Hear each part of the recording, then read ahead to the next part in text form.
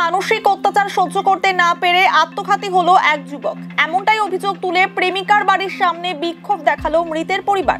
মৃতের নাম তুষার সাহা। শিলিগুড়ি কলেজের ছাত্র ছিল সে। শিলিগুড়ি সংলগ্ন ফাপড়ি এলাকার বাসিন্দা।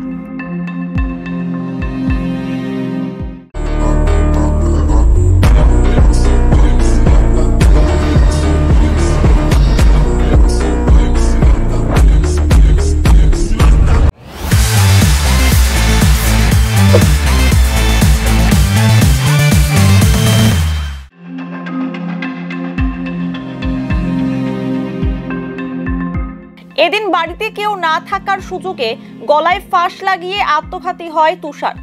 বাড়িতে ফিরে এসে ছেলের ঝুলন্ত দেহ দেখতে পান মা। এরপরই তাকে উদ্ধার করে উত্তরবঙ্গ মেডিকেল কলেজ ও হাসপাতালে নিয়ে গেলে চিকিৎসকেরা মৃত বলে ঘোষণা করে।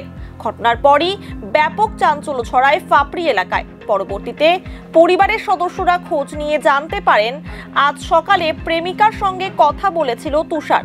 তার সঙ্গে কথা বলার পরই এই ঘটনা ঘটেছে। প্রেমিকার বিরুদ্ধে মানসিক অত্যাচারের অভিযোগ তুলেছেন মৃতের পরিবার।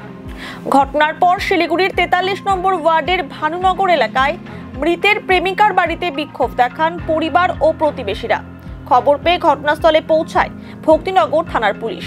পুলিশের তৎপরতায় পরিস্থিতি স্বাভাবিক হয়। গোটা ঘটনার তদন্তে পুলিশ।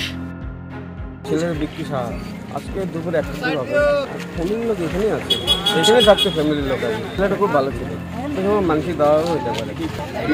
মেয়েটা ছেলে সেকেন্ড ইয়ার ছিল, রেলের চাকরি অ্যাপ্লাই করছিল।